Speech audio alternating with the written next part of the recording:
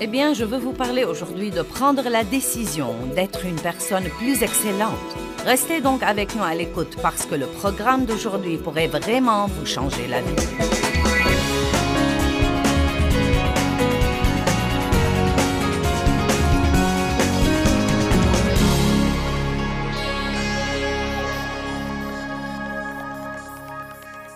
Ouvrez vos Bibles à 1 Roi 18.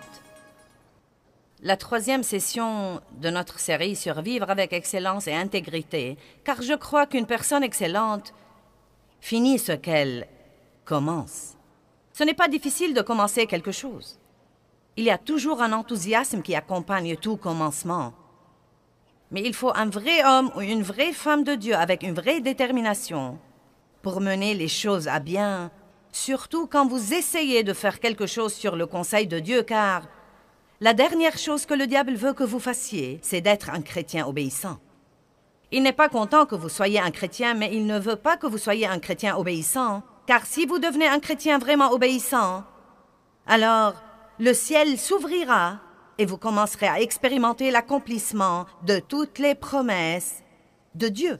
Vous devez donc vous rappeler que quand une porte s'ouvre, les adversaires seront sûrement très nombreux. Donc, pour être excellents, pour être des gens intègres, nous devons non seulement commencer les choses, mais encore les finir. Que ce soit un ministère ou nettoyer votre placard.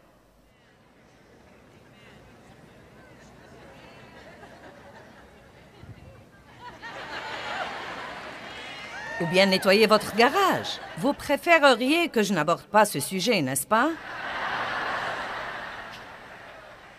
Mais franchement et sincèrement, vous croyez que je me mêle de ce qui ne me regarde pas? Prenez soin des trucs que vous avez et ne vivez pas dans le désordre, car cela vous donnera mauvaise conscience à l'égard de beaucoup de choses dans votre vie. Regardez autour de vous et commencez quelque part et persévérez jusqu'à ce que vous arrangiez les choses, parce que le désordre de votre maison influe sur toutes les décisions que vous prenez. Les petites choses sont très importantes. Finissez donc ce que vous commencez. Comme je l'ai déjà dit, ce n'est pas facile de commencer quelque chose. Vous avez normalement des gens qui vous encouragent et vous avez tous les trucs émotionnels pour vous aider. Mais pour arriver à mener les choses à bien, il vous faut de la détermination divine. 1 Roi 18. Élie avait prié pour qu'il ne plût pas.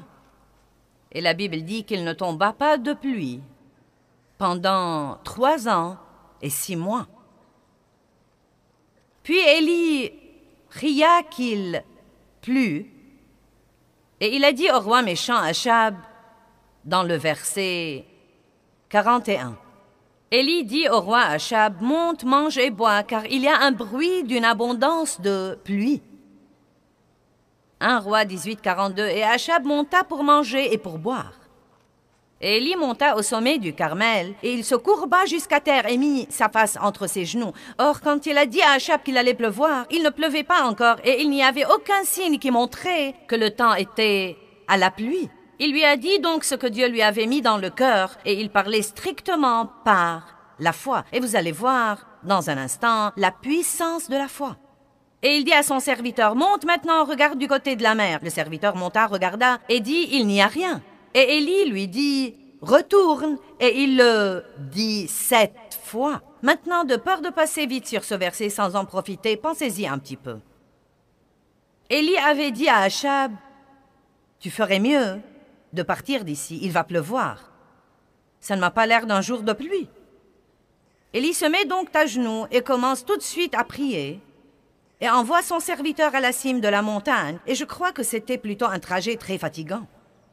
Et il lui dit, « Monte là et vois s'il y a le moindre nuage. » Eh bien, il va et revient, il n'y avait rien. Élie lui dit d'aller de nouveau. Il va et il revient, rien. Va de nouveau. 7 fois consécutives, il va et il revient. Et finalement, il revient et dit, « Eh bien, il n'y a pas grand-chose, mais il y a un petit nuage de la taille de la main d'un homme. » Et avec ça, Élie était tout excité. Élie était tout excité. La Bible dit qu'il s'est ceint les reins et que l'Esprit du Seigneur était sur lui et qu'il a couru 32 kilomètres. Et il a devancé Achab. Et je peux l'entendre dire « Je t'avais bien dit qu'il allait pleuvoir ». Mais voici ce qu'il y a d'intéressant là-dedans. Et s'il s'était arrêté après 3 fois? Et s'il s'était arrêté après 4 fois? Et s'il s'était arrêté après 5 ou 6 fois? Je crois personnellement qu'il fallait les 7 fois. Et je crois que 7 est un numéro représentatif de continuer à essayer le nombre parfait de fois jusqu'à obtenir l'exaucement. En d'autres termes, nous devons être des gens déterminés et qui n'abandonnent pas. Amen. Vous serez stupéfiés de ce qui arriverait dans votre vie si vous décidez de dire ce soir « Je vais être la personne que Dieu veut que je sois.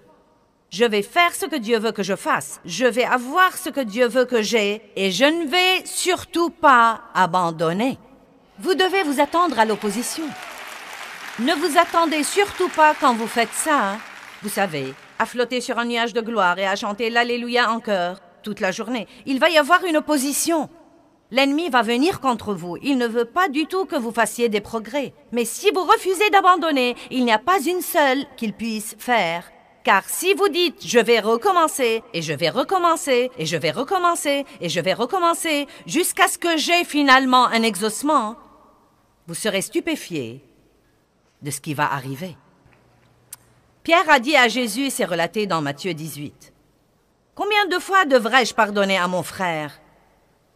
7 fois ?» Et Jésus lui a dit non, 70 fois, 7 fois. En d'autres termes, encore, et encore, et encore, et encore, et encore, et encore, et encore. Tout ce qu'il faut pour vivre en paix et en harmonie. Tout ce qu'il faut pour montrer le vrai amour de Dieu. Vous dites, eh bien, minute, ce n'est pas juste de pardonner à quelqu'un qui nous a offensés autant de fois. Maintenant, attendez. Combien de fois Dieu a dû nous pardonner?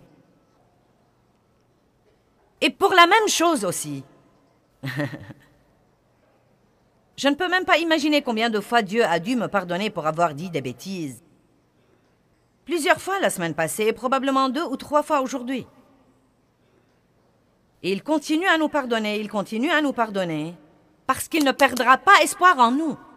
J'ai dit, Dieu ne perdra pas espoir en nous, et il ne veut pas que nous perdions espoir en qui que ce soit ou en quoi que ce soit.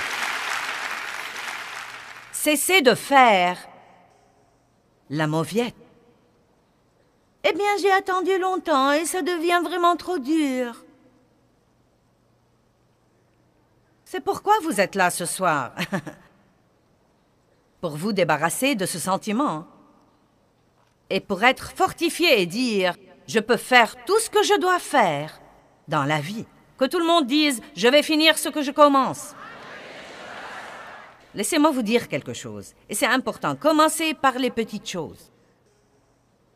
J'ai dit commencez par les petites choses. Ne croyez pas que vous allez démarrer un grand ministère et le mener à bien, ou bien que vous allez ouvrir une nouvelle entreprise et la mener au succès si vous ne finissez pas les petits projets que vous commencez à la maison. Si vous décidez de vous acquitter de vos dettes, persévérez jusqu'à ce que vous y arriviez. Si vous vous décidez d'organiser votre vie, persévérez jusqu'à ce que vous y arriviez. Plus vous faites ce qu'il faut dans votre vie, plus il vous sera facile de faire ce qu'il faut. J'ai dit, plus vous faites ce qu'il faut dans votre vie, plus il vous sera facile de faire ce qu'il faut. Naturellement, c'est dur au début parce que vos muscles de décision ne sont pas encore bien développés. Mais plus vous prenez de bonnes décisions et que vous continuez à prendre de bonnes décisions et continuez à prendre de bonnes décisions, plus vous développez ces muscles et plus il vous sera facile de faire ce qu'il faut. Amen? Je ne m'étais jamais exercée auparavant et je ne croyais pas que je le pouvais. Je croyais que ça me tuerait. Chaque fois que je m'exerçais, je me faisais mal et c'était mon excuse. Ensuite, Dieu a parlé à mon cœur un matin où je me regardais dans le miroir et où j'ai remarqué que les trucs qui étaient ici étaient maintenant là. Qui de vous comprend ce que je dis?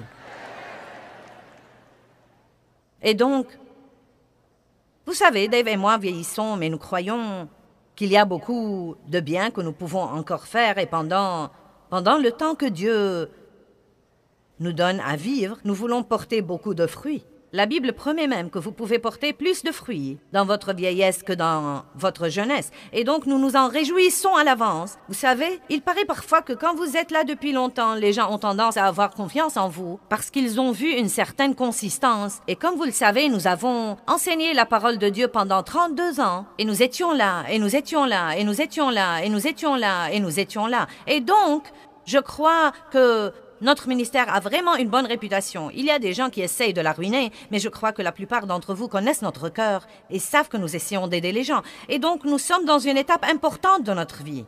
Mais quel que soit le travail que je veux faire pour Dieu, je dois garder mon corps en forme pour que Dieu puisse m'utiliser dans ce ministère. Vous savez, rester en bonne santé est important. Et les gens ne croient pas que c'est important. Ils disent, si je tombe malade, je prierai pour un miracle. Oui, Dieu nous guérit, mais il dit aussi ne pêche plus de peur qu'il ne t'arrive quelque chose de pire. Et vous savez, maltraiter son corps est un péché. Donc Dieu m'a dit, si tu veux être fort pendant le dernier tiers de ton voyage, tu devrais t'exercer. Il s'occupait de moi au sujet de m'exercer. Eh bien, j'ai dit à ma famille que je voulais aller au gymnase et avoir un entraîneur et m'exercer, et ils ont tous ri de moi.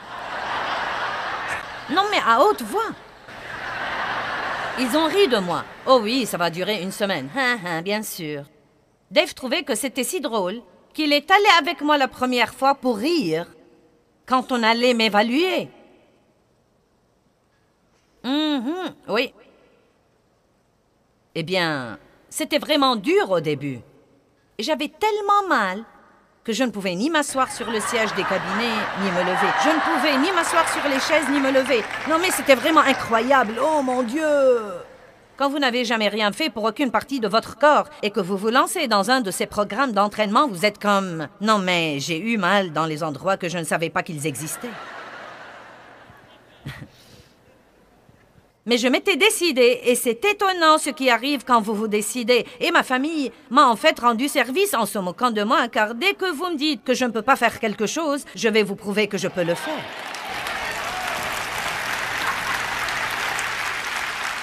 Nous voilà donc, 1 an et demi plus tard, et je ne manque jamais une séance, sauf si je ne suis pas là.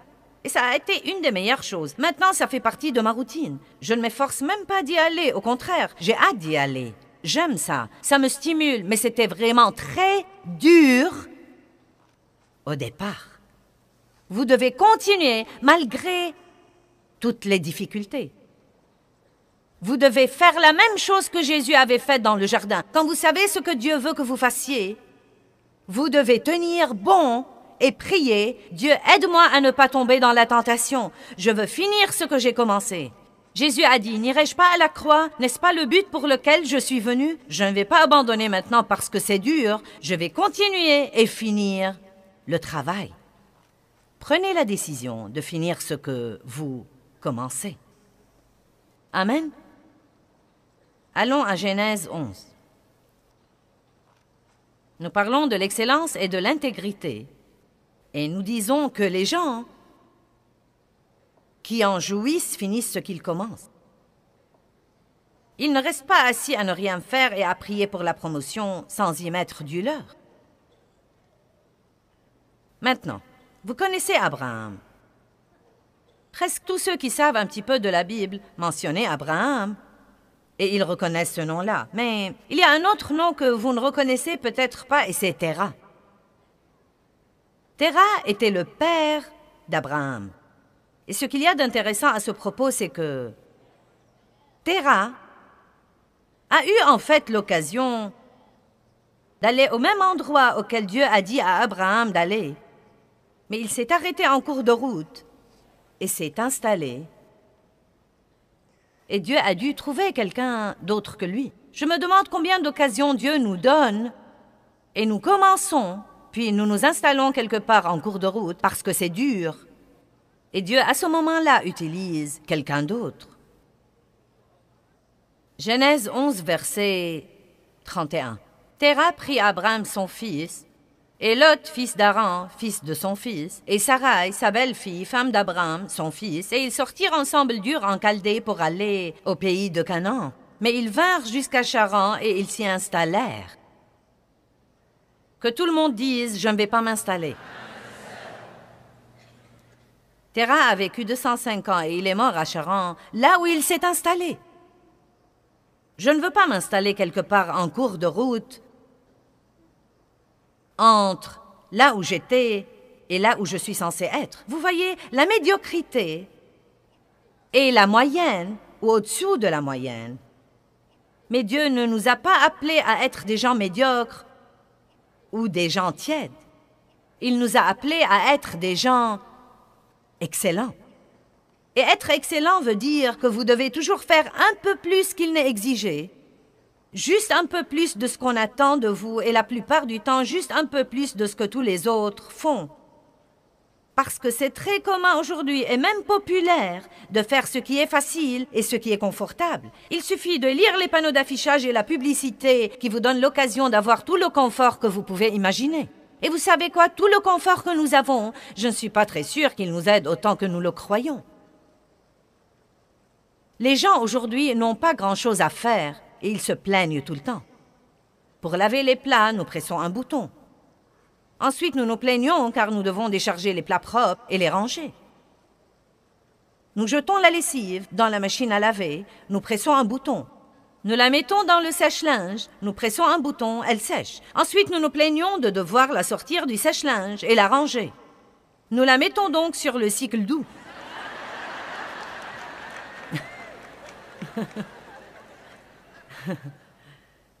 Nous avons des escaliers roulants et des ascenseurs et l'air conditionné et nous ne sommes pas censés suer, nous ne sommes pas censés nous fatiguer, nous ne sommes pas censés de faire grand-chose. Et pourtant, nous nous plaignons probablement plus que toute autre génération. Et je crois, en réalité, qu'une des meilleures choses pour nous, c'est de travailler dur et de faire toujours des efforts. Et croyez-moi, le fait d'avoir toutes les facilités dans la vie ne nous rend pas vraiment service comme nous le croyons. C'est comme l'homme qui a vu l'œuf de l'aigle et qui a vu l'aiglon travailler dur et lutter pour sortir de la coquille. Il ne comprenait pas le style de vie de l'aigle. Il ne comprenait pas que Dieu a mis une petite dent au bout du bec de cet aiglon et qu'une partie de son développement pour devenir un aigle était de picoter, picoter, picoter, picoter, picoter, picoter, encore et encore et encore et encore et encore et encore et encore et encore, jusqu'à ce qu'il puisse sortir de cette coquille. Et que c'est là qu'il acquiert la ténacité pour être l'aigle que nous tous admirons, pour avoir essayé encore et encore et encore pour sortir. Mais cet homme a vu ce qui arrivait, a voulu lui faciliter la tâche, et l'aiglon n'a pas survécu. Nous devons très souvent prendre le parcours le plus dur pour notre protection. Donc quand vous pensez que Dieu aurait pu vous faciliter les choses et il ne l'a pas fait, sachez qu'il bâtit en vous la foi dont vous aurez besoin plus tard. Ces années où nous avons d'abord démarré notre ministère et les 6 années où nous avons dû espérer en Dieu pour toutes choses, non mais les chaussettes, les sous-vêtements, les casseroles, les chaussures, non mais tout. Et j'avais quitté un travail à plein temps et je m'attendais à ce que Dieu nous bénisse. Et j'étais loin de me douter qu'il nous bénissait d'une façon plus profonde. Il nous apprenait à lui faire confiance. Non mais il nous apprenait à lui faire vraiment confiance car j'étais autrefois une femme habituée à m'occuper de moi-même. Mais j'avais ma limite. Il y avait une limite à ce que je pouvais faire et Dieu savait que dans la situation où il me mettrait, j'aurais certainement besoin de beaucoup plus que je ne pourrais jamais me procurer. Il a dû donc supprimer ce que j'avais et m'amener à me fier complètement à lui et je ne comprenais pas ça. Nous ne comprenons jamais quand nous sommes de ce côté des choses. Ce n'est que quand nous passons à l'autre côté des choses que nous comprenons vraiment ce que fait Dieu. Maintenant, avec toutes les finances dont ce ministère a besoin, c'est bien que j'ai appris à espérer en Dieu pour les chaussettes et les sous-vêtements. Beaucoup de gens veulent que Dieu fasse quelque chose de grand pour eux, mais ils ne sont pas prêts à être fidèles dans les petites choses que Dieu leur donne à faire. Si vous vous demandez pourquoi vous n'avez pas été promu dans l'Église, alors que vous prêchez mieux que le pasteur et chantez mieux que le leader de l'adoration, puis-je vous dire quelque chose? Il vous faut beaucoup plus que votre don pour réussir. J'ai dit, il vous faut beaucoup plus que votre don pour réussir. Tant de gens ont un don qui peut les prendre quelque part, mais pas assez de caractère pour les garder là une fois qu'ils y arrivent. Et Dieu ne cherche plus des gens qui le mettent dans l'embarras devant le monde. Donc, oui, peut-être que nous avons des dons, mais notre période d'attente teste tous ces autres trucs. Allez-vous finir ce que vous avez commencé? Allez-vous être une personne excellente, même à la maison quand personne ne vous voit derrière les portes fermées? Allez-vous vivre devant Dieu, devant l'œil du Tout-Puissant qui voit tout, et allez-vous vous soucier davantage de ce que pense Dieu que de ce que pensent tous les autres? Je veux que vous ayez, non mais, une ténacité à toute épreuve ce soir, et je veux que vous alliez de l'avant, que vous soyez ce que Dieu veut que vous soyez, et fassiez ce qu'il veut que vous fassiez, et ayez ce qu'il veut que vous ayez, et je veux que vous ne suiviez pas le courant avec tous les médiocres qui se trouvent dans le monde aujourd'hui, mais vous devez vous lever et dire, si je suis la seule personne qui fait ce qu'il faut, je vais le faire de tout mon cœur. Dieu, si tu veux bien m'aider, je vais faire de mon mieux pour faire tout ce que je dois faire comme il faut.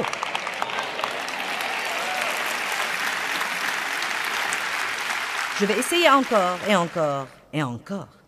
Eh bien, Terah s'est installé à Charan, et il est mort à Charan, et j'aime ça. Tu meurs là où tu t'installes. Et beaucoup de gens meurent avant de mourir physiquement. Ils s'installent quelque part là où ce n'est pas ce qu'ils avaient dans le cœur, pas là où Dieu les a appelés à être. Maintenant, ils n'ont pas de vrai but, ils n'ont pas une vraie vie en eux. Ils s'ennuient, ils sont malheureux, déprimés, grognons et difficiles à vivre. Parce qu'ils se sont installés et n'ont pas persévéré pour avoir la meilleure chose que Dieu avait pour eux. Donc Dieu va essayer de nouveau.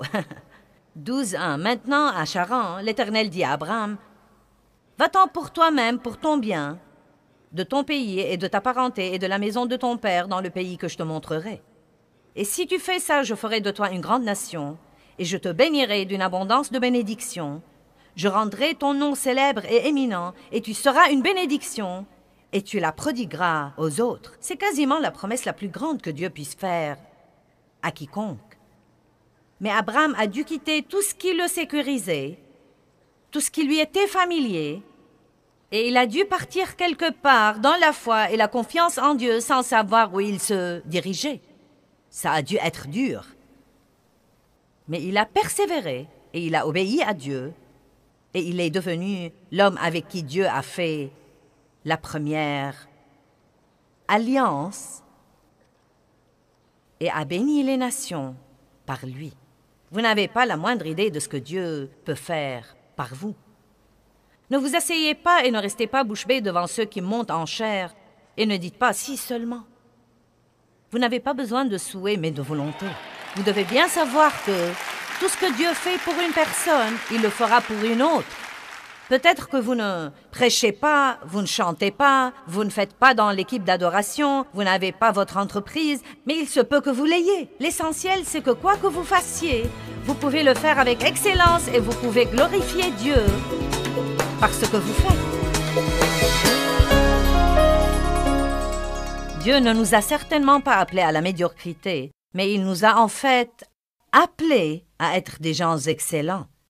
Dieu est un Dieu excellent et quand nous parcourons la Bible, nous voyons que tous les héros de la Bible, les gens de la Bible dont nous aimons raconter les histoires, étaient tous des gens excellents. Ils ont fait des choix excellents. Ils n'ont pas fait ce qui était facile et confortable, mais ils ont fait le 1000 supplémentaire.